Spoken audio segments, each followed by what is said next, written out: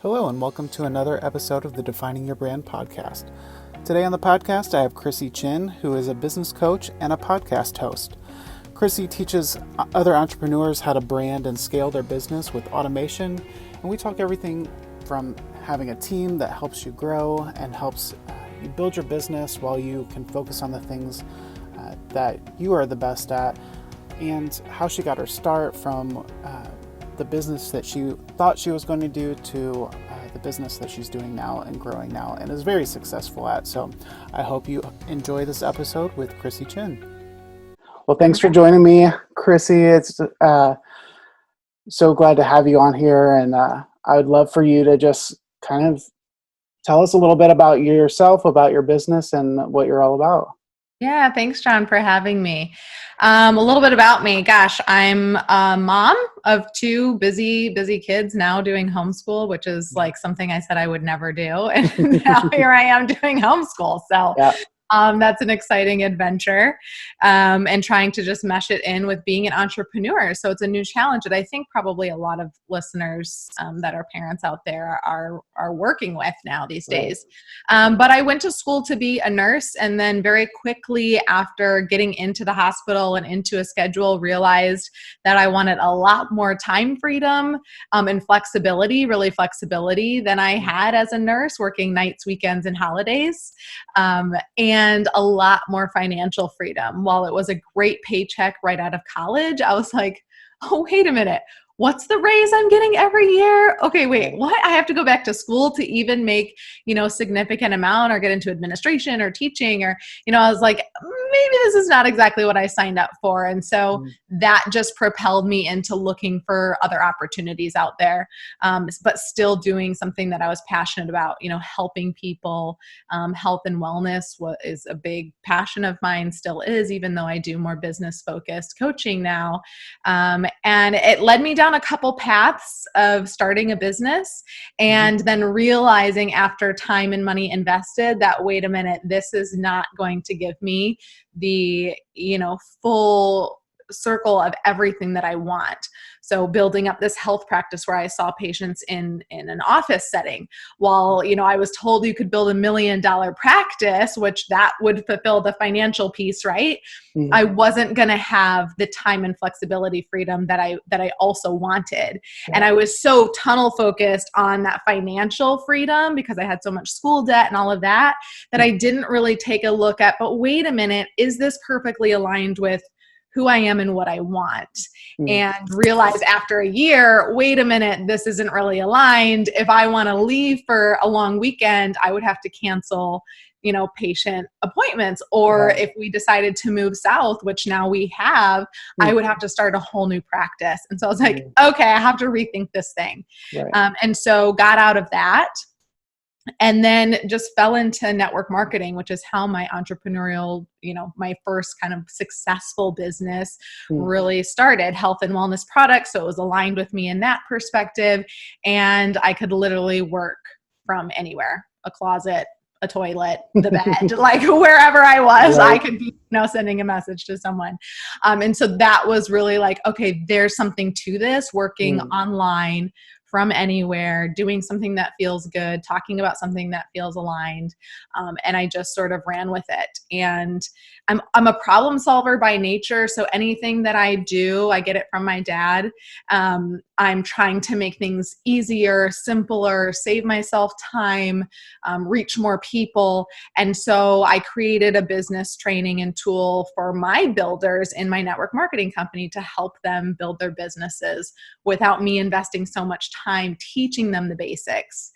And along the way, in doing that, teaching them about the product education piece and giving them tools to share, and then building that business training, my own business was born and created without me even knowing it really at the time.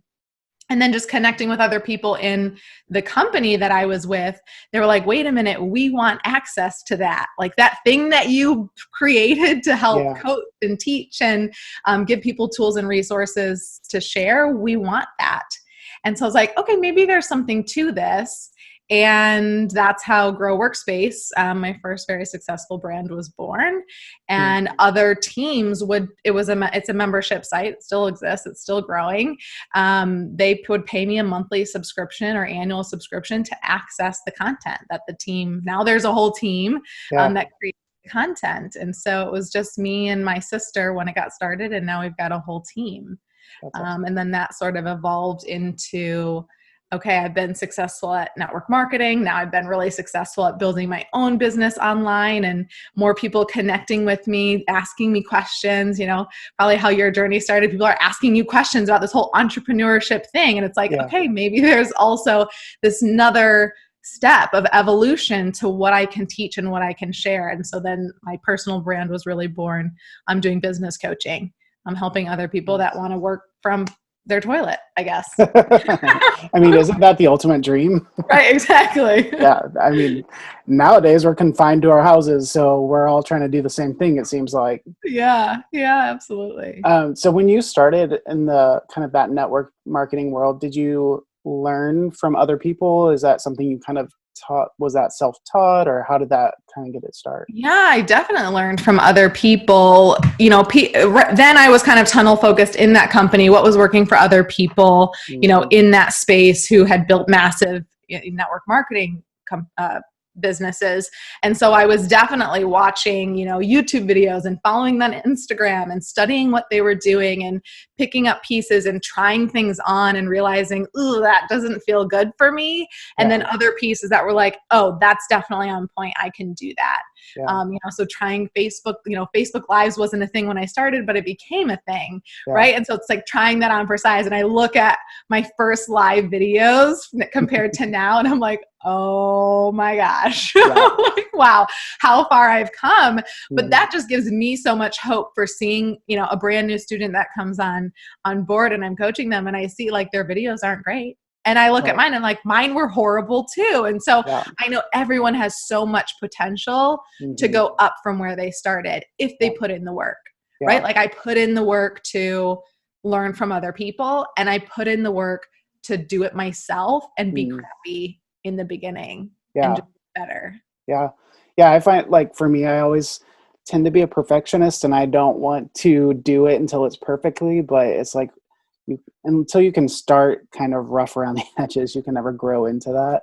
It's a little bit of a process. Yeah. And so how do you like figure out to move past that? Because I know that's that's not something I struggle with. One of my mottos is done is better than perfect. I mean, maybe there's little times where I get stuck in that perfectionism thing, but it's not really me by nature. But I know so many people struggle with it. So how do you get past that? So for me, which it's probably almost my biggest struggle, because it was ingrained into me, like as a child, I didn't even want to do homework because I was like, if it's not going to be right, why do it? So it's still like kind of something that I have to face every time I do something. So for me, I kind of think long-term. So it's like, if where I think perfect is going to get me, if I don't even do it at all, then it's not going to get me anywhere. So I kind of have to think like beyond the now if I want to actually get to where I want to go. So it's almost like forcing yourself to kind of take a step back and look beyond what's happening right now, because you'll never get what you want if you don't do something. And like you were saying, done is better than perfect. Yeah. And I think that's been something that's really allowed me to succeed, is because while I might be scared to take that next step, I don't let it stop me. And so I just see that looking at all the, successful people or people that are out there doing it, putting it out there, making things happen. It's like they're trying. They're doing something. Right. And so I love that you're like, okay, how am I going to get past this block of perfectionism? I'm going to look at the future and like, okay, wait a minute, I can't have that unless I get over this. Right. So I love that. Yeah. And especially right now, I feel like something that I have to be very conscious of, and it's hard to do, especially in lockdown when there's nowhere to go, there's to not overconsume, because you start to see what everybody's doing and you start to compare. Like, what's that person doing? And it's good to learn from people and take away the things that you know, could be good or that you want to try out. But if you dive too deep into that too soon before you do something, then I feel like then you just become frozen. Yeah, I feel like sometimes it's that safety net Mm. that people use. And maybe you're out there listening thinking, oh my gosh, that's me. I just consume and consume and consume. Like, because if you consuming, you feel like you're doing something to get Mm. better and to like go to that next level. But the reality is you're never going to go to that next level unless you Right. stop and apply everything that you're consuming. Yeah. I do that with my students all the time. It's like, I teach and then I'm like, okay, now you have to go do. Like, Yeah. here is how you put it into action. Yeah. You know, here's your little exercise to start writing it down and figuring it out and getting clarity and putting it into motion, because Mhm. that's the most important part. Yeah. Yeah. So for you, was like that entrepreneurial spirit always kind of ingrained in you, or did you kind of figure that out as you started working and doing different things? You know, I was not the kid. I hear people's stories like, I was an entrepreneur since I was 6 and had a lemonade stand. Like, Mm-hmm. that was not me. I wouldn't say that I considered myself, or even looking back, like I was entrepreneurial. Mm-hmm. What I had and have had since I was little was ideas. Mm-hmm. And again, I get this from my dad. It's just, he was such an ideas guy, always having these ideas, always solving problems. And so that was me. Mm-hmm. And so, but it wasn't until later, you know, after I was unhappy as a nurse and my, you know, the hours restriction and no vacation and all of that, that I was like, okay, I need to figure out something else. And entrepreneurship was just like, it seemed like the only option Yeah. for me. And so it just kind of forced me into it. And then I really had to learn what entrepreneurship was and how to be an entrepreneur and how to be successful. And the hard part is that you have to hold yourself accountable. Yeah. You know, I mean, I fully believe in coaches. I'm a coach for people. I always have a coach, if not 2 or 3 different coaches, depending on what their specialty is and what I need, you know, more help with in that area. But ultimately it's up to you, right? Your coach Mm-hmm. can only take you so far, Right. and you know, be like, all right, Krissy, or, you know, John, you know, you said you were going to get this done in the week. How are we looking? But at the end of the day, you're the one that has to hold yourself accountable. And I think that's the hardest part, because we can make excuses all day long. I'm like, well, I just have to finish this course and I just have to learn more about this because I'm not good at it. It's like, no, you don't. Yeah. No, you don't. Like, I'm gonna be your tough love coach. Like, you don't, you just have to do it. Yeah. And I learned so much by just doing it and making mistakes. Yeah. I feel like most people have kind of a motto that I have, I guess, like you could say, is like, most people already have the thing inside of them that they need to do what they need to do. Mm-hmm. Like, they may need coaching or be you know, better equip themselves, but like, as far as who they are, they don't, you already have, you know, people are wanting to work with you. People are wanting to have the thing that you have or know the thing that you know. So, you know, you can always get better, but you already have that thing. So you might as well just get started. Yeah, absolutely. I agree with that too. And it's, you have it within you, and now you have to just develop it, refine it, and figure out the way that you're going to put it out there that makes sense for you and everyone else to make it a success. For sure. Yeah, 100%. So you touched a little bit on the first business that you got started after, well, as you kind of started your entrepreneurial journey. Can you talk a little bit about that and what that looked like?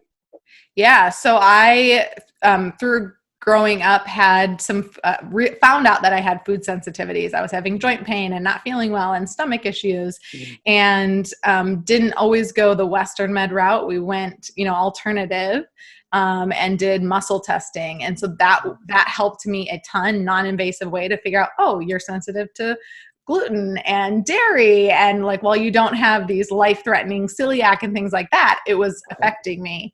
And so when I cut those things out and, you know, took supplements and things like that to support my body, I felt so much better.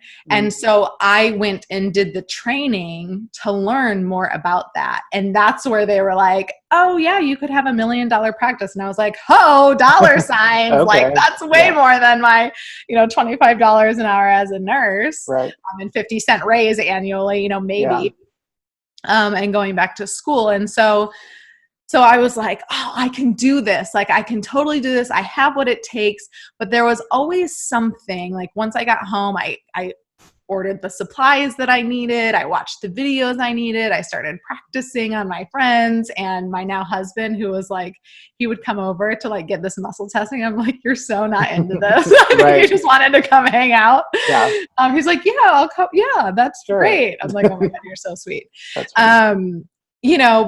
so I spent money, I invested time, I invested money into this. And there was definitely some subconscious self-sabotage for making it successful. And I know now it's because it wasn't completely aligned with me, because I wasn't going to have that freedom to go anywhere. But, my idea was that I would work in a chiropractor's office and do this, technique for them, and they would do the chiropractic care. And every time I had a chiropractor that might have been interested, like I either dragged my feet on setting up meetings or following back up with them. If like, I could probably talk most people into a lot of things. And so like I could have done it, but for some reason, and not knowing it at the time, it was just kind of holding me back. And I was like, why isn't this really working out? Why isn't it like seeming to just fall into place? And then, whatever day it hit me that I was like, wait a minute, if we move, like I'm going to have to start all over again. Yeah. And that's going to be really crappy because it's going to be a lot of hard work. Yeah. And so that was the moment where I was like, nope, this is not for me. And then looking back, because I'm big on failure is not failure if you learn something from it. Right. And so I was like, what's then I need to learn here? What did I learn over this process? And it was like, wait a minute, I learned that I really need something that I can do from anywhere, anytime. Yeah. And I can, the sky's the limit on what I can make. The harder I work, the more money I can make. Yeah. Or the more strategic I get, the more money I could make. Or the more intentional I get, the more money I could make. It's not always about like harder working more hours, to make more money. Right. And so that was really for me just a huge lesson in that next step. But it took a year of my life, like playing around with that and investing in that. And so, anyone out there listening that is feeling discouraged in what you're doing, like it might feel like gut wrenching to be like, shoot, maybe the thing that I'm doing is not really the thing that I'm meant to be doing. But if it's not, it's not. Yeah. And it's not going to work. You're not going to reach the goals that you want if it's not aligned. Yeah. And so that's something I always just stress. Make sure you know exactly what you want your life to look like in 1 year, in 5 years. Like, what's the ultimate goal? Yeah. And if the business that you're building right now is not going to make that happen or allow that to happen, then it's not aligned. Yeah. Right. And it's going to be really hard. Yeah. And I think there's like a couple lessons that people can take from that is one, if you're not aligned, like you said, it's not going to work out. But two, if you like learning that is not, like you said, a failure. Like learning that I feel like probably what some people are encountering there is when they get to that point of realization is they're like, I don't want to change my mind because then that means what I've been doing this whole time has been wrong. And it's hard to invest in something and try to convince people to buy into something or, tell people what you're doing and then get years down the road and think, well, that wasn't it. And because then it can feel like you messed up or, you failed or whatever. But I think it's important to realize that it wasn't failure. You just learned something about yourself that you didn't know at the time. Mm-hmm. Yeah. And the other thing is like, I 100%, like you mentioned, like getting people to buy into something and be a part of something. I 100% believe in that technique. Yeah. I still use it for myself and I take my kids if they're not feeling well and we do it, regularly. Right. And I send people to to people, nutrition response testing people all the time, right? So like, it's not that I don't believe in it or didn't believe in it anymore. It was like, wait, this just isn't how I want to build my business, right? And what I want my business to look like. And so it's okay to let some of that go, and like still believe in, you know, whatever it is that you are passionate about. There's a reason that you got started in it, right? Right. And maybe it's, you are still doing something, you're still teaching about something, but just the model is going to shift. Yeah. Right. So like maybe you're really stuck on like doing one-on-ones and you're realizing, oh, this is just not going to work. My audience won't spend $3,000 for 3 months of coaching, or I actually don't want to schedule and, you know, be committed to those hour blocks of personal coaching. I mean, that was something I learned. I'm very particular about private coaching because I only take a very small amount because I don't want to fill my calendar with all these commitments. I love the flexibility. And so maybe it's that shift of, I mean, with my personal brand, I built out with my sales plan, a huge section of it coming from one-on-one coaching, and then realized, no, that could happen. And so I shifted, right? And it was more about like, how can I reach the masses? How can I teach more people at one time? How can I lower the price point so it's so much more accessible? And so like course, perfect course, group coaching, that kind of stuff. And so maybe it's still doing the thing you're passionate about, but the model shifts. Right. To fit. Yeah. And I think it's probably important for people to realize too, because what they may be doing that may not be the ultimate thing they want to do, it will lead them to the thing that they want to do. Because like for me, I'm a photographer, and there's so many types of photography that I think when I started, I probably thought you have to do it all in order to be considered that. And then as I got into it, I realized there's so many different avenues and there's so many different ways you can be, you know, things you can be shooting, and you can narrow down what that is. And there was things that I would get up that morning and be like, I really don't want to do this. And I felt strange to be saying that about the thing that I worked so hard to go for. And then to realize, well, this is just like one part of the industry, and I may love what I do, but just need to pivot a little bit to go after the thing I love, you know? Yeah. And I love niching down, like the idea of niching down, because Grow Workspace is so niche. Like when I tell people like the success, like now we're multi-million-dollar brand, like that was just a huge accomplishment that we had. And when I think about how niche we are, like we provide business training and marketing material for people building their young living network marketing business. Like how niche can you get? Like not network marketing in a whole, like this one company of people that are trying to build this business.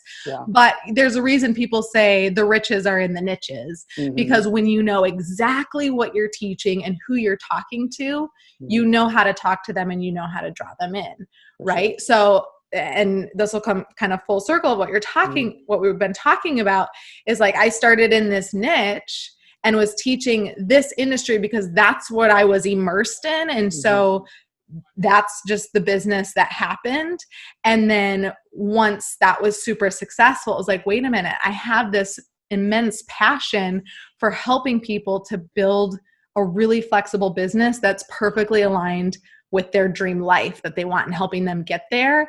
And so then I evolved and started this other brand. So also it doesn't mean like maybe you're generating some success and you're like, I still want more. I still want more. Right. Like once you focused and generated success in one aspect, you can evolve. Like you can branch out, you can do something else. And add it in. And so that's just been another part of my journey now, kind of having these two different brands that I nurture and build up. So, yeah. So would you say like learning that about when you realize, oh, I can't move and build up as another business and all of that kind of led you in the direction that you are now? Yeah, definitely. Like you mean the very first, like doing like in a patient setting. Yeah, absolutely. Because, you know, I did realize why, you know, I asked myself, why didn't that work out? What was the lesson I was supposed to learn? And it was, okay, the financial piece is important, but even more important is this flexibility. Yeah. is this. And it comes from my past. It comes from, I was in a controlling marriage and I had gotten divorced. And so it was like this other thing that was going to control me. Right. So apparently I have this thing with control now, right? We're who we are just because of our past. And now I can like think about it and laugh about it and know like when it's getting out of control, like, okay, Krissy, let go of it. Like you're just don't want to be controlled here. But that was partly why I was so, adamant about like wanting the freedom, wanting to pick up and go away for 4 days if I wanted to, or if we wanted to move, and so that definitely, it didn't lead me into network marketing, but it allowed me to say yes when the opportunity came, if that makes sense. Like my sister got into it and said, hey, you should try these products. And I was like, okay, that sounds great. And she's like, and I'm doing this business. And I was like, that sounds great. I'm not going to be a part of that. Nope. No, thank you. And then it was like, I started sharing and realized like, oh, this is, I had this misconception of what it was.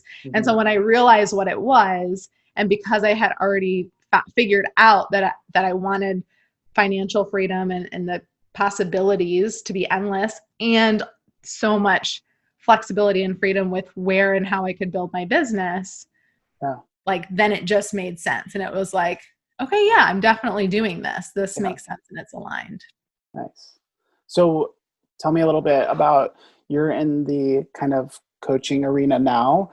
And you mentioned, so say again, because you said it very quickly, what the niche is, that kind of the area that you coach in.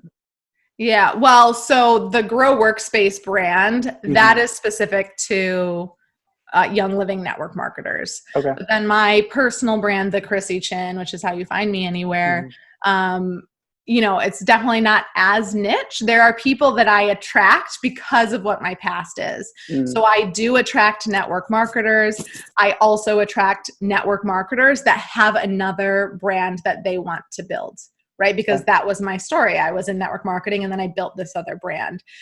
So I do attract those people, but then, and again, just I'm a mom, I have kind of this fun but laid back personality. So I attract other people who, either want that piece about them. So they're drawn to me with that.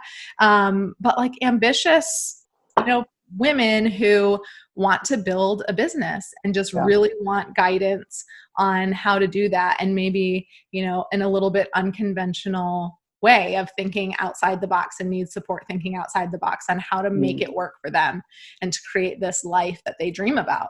Because like you said, everyone has it within themselves. And so it's just getting that support to develop it more, to let it come out. So, really, if you are building a business online and you want to build through, automation, and I think of automation as two ways: automation through just setting it up on the back end and it's running, you're running ads to a webinar, to a course that you're selling. Like that's my jam. And then my other jam is setting up a team to support your business so that you can work hard with the hours that you're working, but you can decrease the hours. So in Grow Workspace, I work maybe 5 hours a week in that brand because we built up this team to support. So we have a content creator and a graphic designer and a photographer and a translation. And so all of these people doing this thing. And so I get to work really hard in the 5 hours that I'm working, and I get to spend the rest of my time doing whatever else I want to do, nurturing, my coaching brand, or going out on the boat surfing, or now teaching homeschooling. What you have to do. But I mean, there's something to be said for that, because I'm sure there's so many people out there that feel overworked and overwhelmed, and they're putting in 40 plus hours a week and then having to cook for the family and help with the kids. And now on top of that, they're becoming teachers, Yeah, exactly. Yeah. So my niche, is really someone who wants to build a successful business online, but wants to be able to build a team to support it, so they're not doing everything, or build their business through automation so that they can work less and enjoy more. When you started, did you have any kind of coaching yourself? Like when you Like started? from a coach, 100%. Yeah, Yeah. 100%. I've invested a lot of money, thousands of dollars in coaches. Yeah.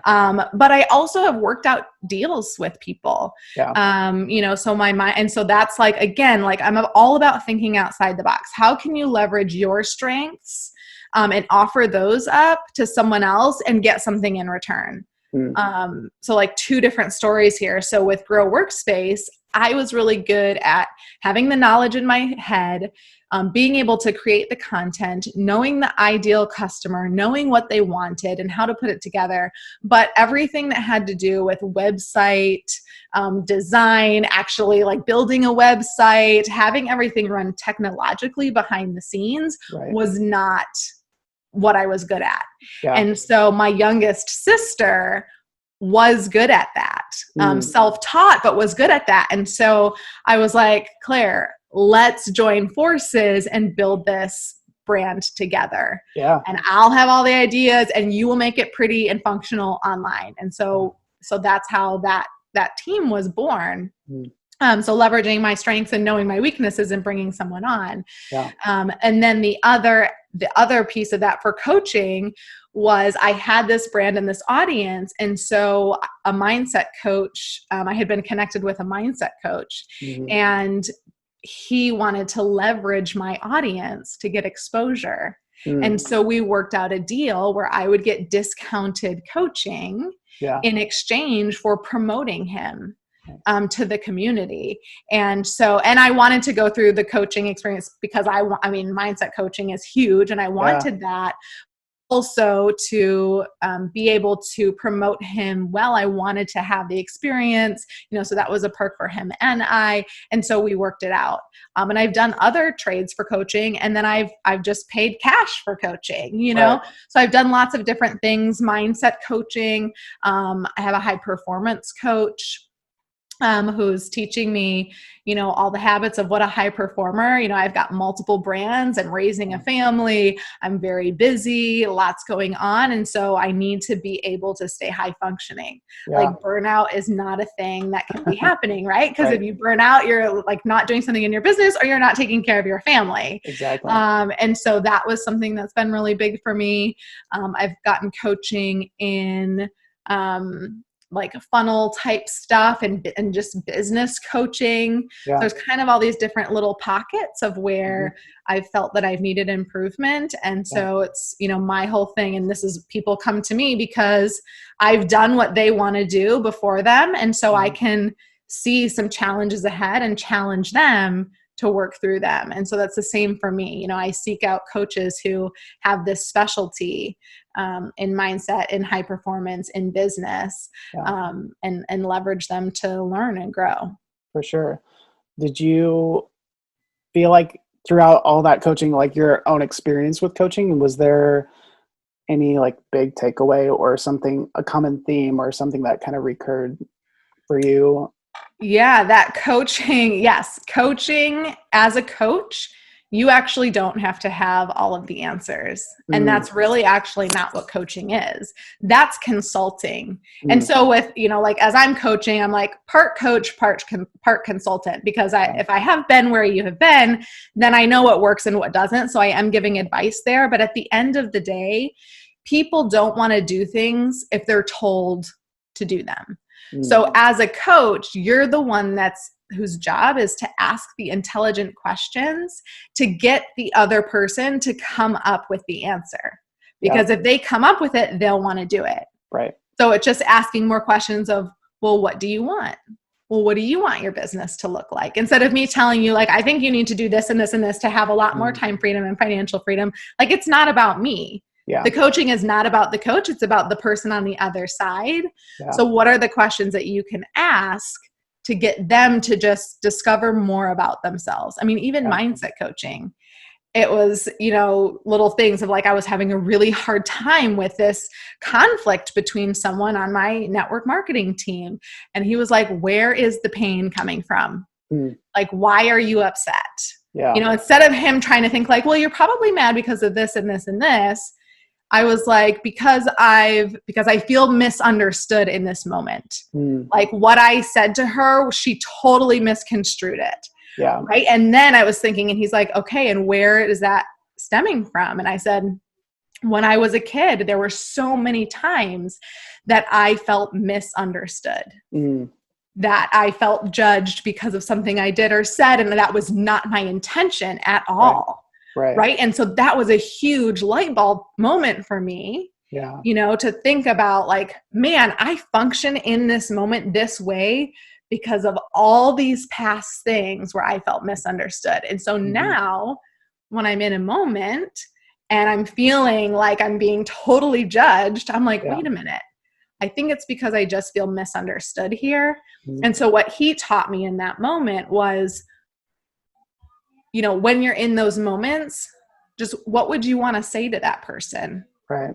What would make you feel better to be able to like just walk away from it? And I was like, well, just explaining what I actually meant. And he's like, okay, do that.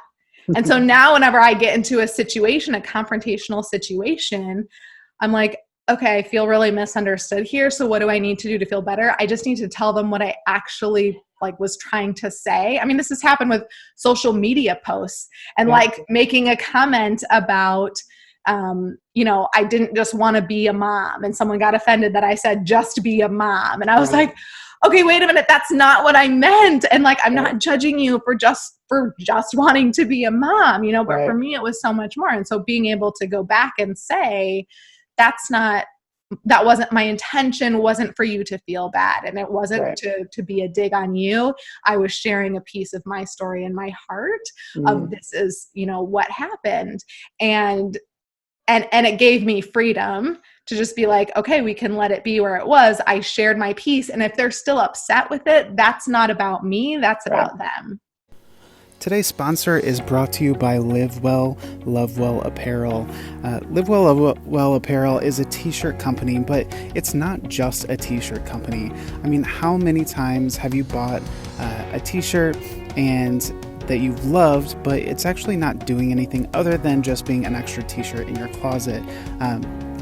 How many of you have bought something to support a cause or support an organization, and you bought something, but it may be something that you never wear or never really cared about? Live Well, Love Well Apparel is changing that. So how it's doing that is that it is designing t-shirts that you actually want to wear. This material is soft, it's got tri-blend material, it's comfortable, and it's just an amazing t-shirt and something that, like I said, you want to wear and want to pair with other things in your closet. And not only that, but it's a company that gives back. So this company right now is donating the proceeds to No Kid Hungry. No Kid Hungry is an organization that helps kids that may not have access to food at home. So when they go to school, that they have a meal that's provided for them. Right now in this pandemic though, kids don't have that opportunity. They're not at school where school lunches are provided. So No Kid Hungry is making sure that these kids that normally have food provided for them still have a meal. So go check out Live Well, Love Well Apparel by going to lwlwapparel.com. I could say you need to do live videos all day long to build your brand, and you fucking hate live videos, So it's like, how do you want to get the word out? How do you want to share your message? What do you like doing? Well, I love writing. I'm a really good writer. Okay, perfect. Social posts and blogs are probably your jam, right? Yeah. Maybe writing a book. Or if someone's like, oh, I'm a horrible writer, but I could talk all day long. All right. What are the things you could do? Are you okay with being on camera? No, not right now. Okay. What about podcasting without showing your face, where you can just talk and share your message? Right. So just helping people, the coaches, just to help someone kind of discover what's going to work for them, because everyone's different. Nice. I think that's probably how important that is too, like you said, for someone not to kind of project onto you, because you may not have come to some of those realizations if they had just said, well, you're probably experiencing this. And then you wouldn't be in that place to be able to voice the things that you're feeling to people, which is probably exactly what needed to happen for you. Yeah. Yeah. So even if like as a coach, if you kind of know, you're like, I know like what's going on here, being able to ask the questions to get them to come up with it on their own is so much more impactful and powerful. 100%. For sure. So tell us a little bit now what business looks like for you and what kind of the current state of your business looks like. Yeah. So now I wake up and we do homeschool until about noon, which is, that's a new development. So, before I do have a nanny that comes to the house because like anyone out there with little ones running around, you can't really get solid work done. So it's really important for me to have designated work hours. And so while my hours used to be 9 to 5 during the summer, did I work 9 to 5? No, we wake up at 9 o'clock here. I roll out of bed. We do a long breakfast. I probably wouldn't get to my computer until 10 or 10:30. So now it's noon. So now it's just a few hours. We're waking up a little earlier and spending some time homeschooling. But I still have a nanny come so that I can have designated work time to do amazing things like this, like be on your podcast and work on content. But I've got a team with Grow Workspace. So I have a weekly meeting with Claire, my business partner there, and one of kind of our main girls that kind of oversees the project. So we do monthly or weekly meetings with her on Mondays. We have a team monthly meeting that happens, kind of overview. And then I'm really only spending time in that brand, like where and when it's needed. So if things come up in that meeting where I need to focus some time and energy, like we're working on, this is like secret behind the scenes, we're working on redoing the website and have a website designer that is actually, and just like a whole web team that we are just going to be changing everything on that. So there's a little bit more involved. So there's always seems to be projects, specific projects that are happening. So I'm just kind of focused in those things when I need to be. And then with my personal brand, again, there's always just a project. So, a while ago, it was my course that I was creating. So the days looked like me focusing on creating content for the course and then recording videos and getting all that set up. And then at that time, launching the course and taking people through that.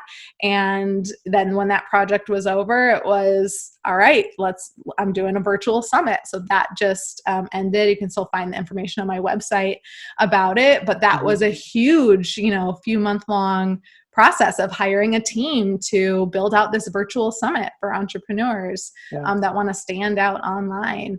And so that just ended.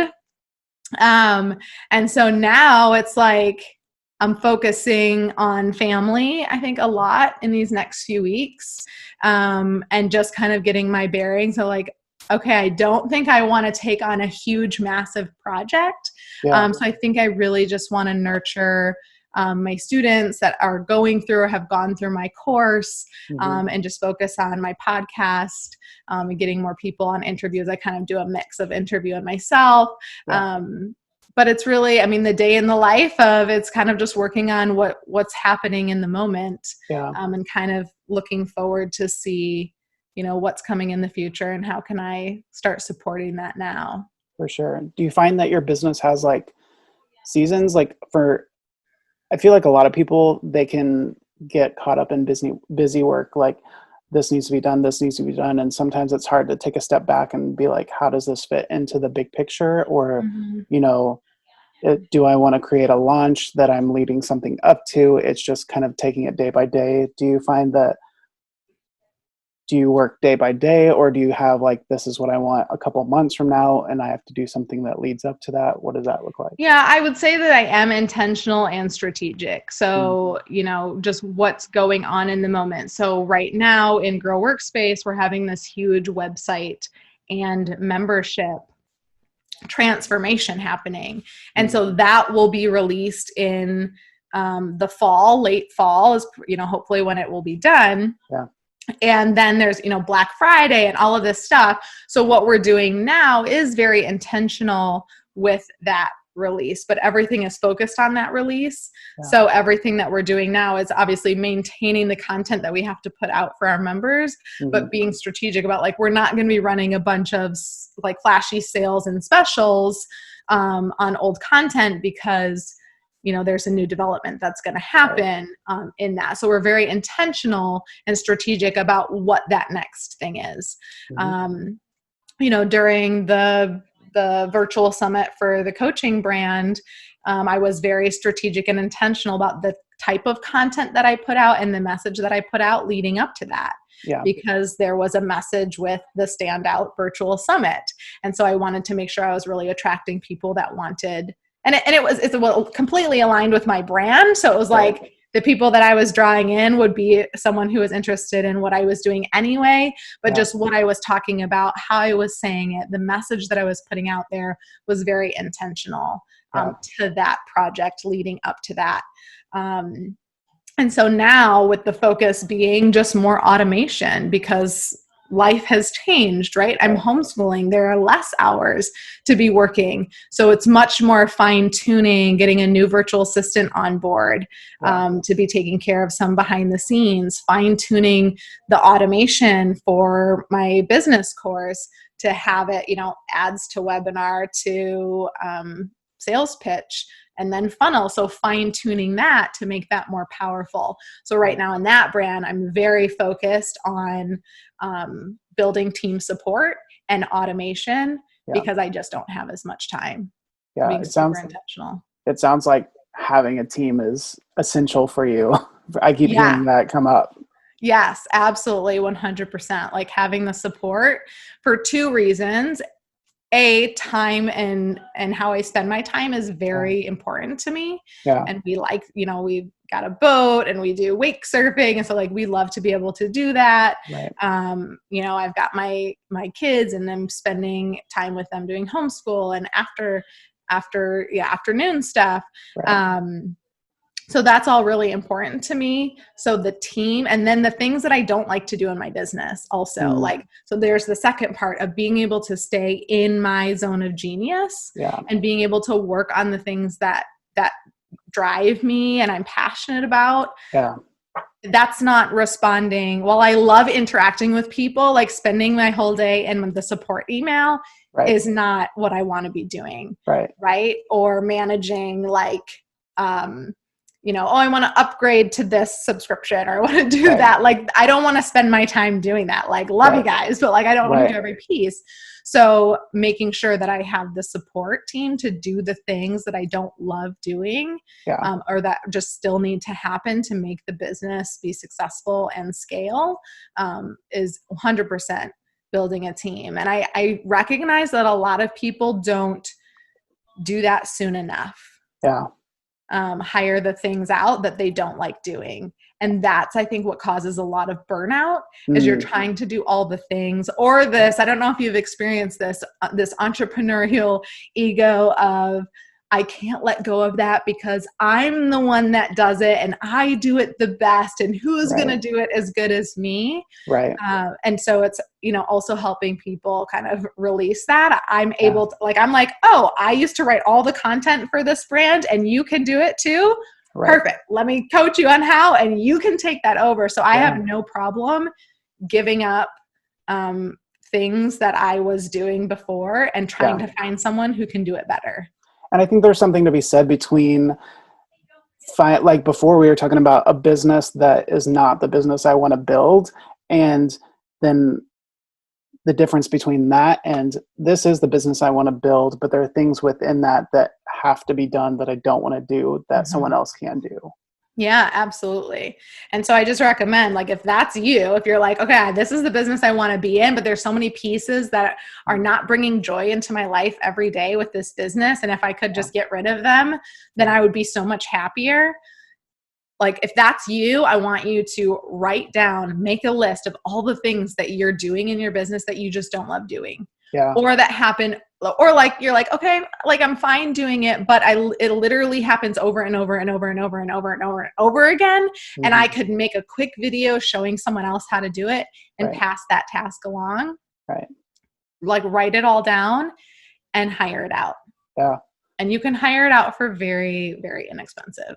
Well, I was going to ask you if you had any advice, but it sounds like that's some pretty good advice for business owners is pass on the things that can be done to some by Yeah, someone and else. writing down, I would start actually with literally writing down every single thing that you have to do. Like even down to like pay this bill Right. or manage this or check my personal inbox or whatever it is that you have to do. Yeah. And then going through and seeing, okay, what am I comfortable with having someone else do? Because maybe you're not comfortable with having your virtual assistant managing your invoices, Right. but maybe you end up hiring someone who manages money to do that piece because you have a little bit more trust there. Yeah. So then figuring out what am I absolutely like okay with handing off, and then who should it be handed off to? Yeah. Should it be a money, manager, or should it be a virtual assistant? Or should it be a project, like an online business manager, an OBM? Right. Who should be getting that task, and then just figuring out who you need to hire. Who's your first? I mean, when Grow Workspace, Claire and I did everything. And our first hire was just a virtual assistant. Yeah. I would every single evening. We had a Facebook group. We still do a Facebook group that goes with our members. So if you become a member, you get access to this Facebook group. Well, there's no like communication between like automatically signing up and just getting added to the Facebook group, right? There's an approval process. So every night in the beginning of our business, we would tuck the kids into bed. Michael and I would crawl into bed. He would grab the remote. He would turn on the TV. I would grab my laptop. I'd open it up, and I would open up my 3 windows of Stripe, Kajabi, and Facebook. Yeah. And I would then copy and paste the email from the request, put it into Kajabi, see if they're a member, then put it into Stripe, make sure that it was all set up and they were paying. And then I would add them like over and over and over and over again. Yeah. And we were having so many people. It was just like, I can't do this every night, spending an hour on this. And that was the first thing I was like, I have got to hire this out. Yeah. So we hired a virtual assistant, and that was literally the first task that I was like, here, I made a video, like, here's what I do. Right. If you can find a more efficient way to do it, great. But like, this is your job. Like, this is what you have to do. And it took that off my plate, and it was a huge weight lifted off. So like the team starts small. Right. It doesn't start with hiring 10 people to do all the things. Like it starts with getting those little pieces, time consuming things off your plate. And so you can categorize it by that. I hate this one the most, but this one's the most time consuming. Right. Okay, let's hire that one out first. Yeah. Or it would just make you so much more happier to, hire out the thing you absolutely hate. So hire that one out because this one, you don't mind spending the time. Like it doesn't make you angry. Right. So kind of figuring out that way on who to hire first if funds are, an issue. Yeah. And I feel like it's it's amazing how some of the little things that we think are not bothering us are actually like eating away at us slowly. And wearing us down. Yeah, absolutely. So awesome. Well, tell us a little bit about you kind of suggested a few things, but some things that are coming up or things that you're working towards. I'd love for people to kind of know what to expect. Yeah, absolutely. So the Standout Virtual Summit just ended, but you can still get access to those videos now. So you can go to my website, be Krissy Chin, to get access to the Standout videos.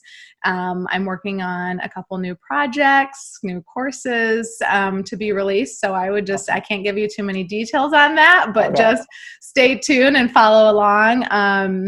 And my whole big thing is I just want to serve the people and serve them well. So if there's something if you kind of vibed with what I was saying or, are interested in more, send me messages on Instagram, on Facebook, wherever, and just tell me what you're struggling with and what your challenges are.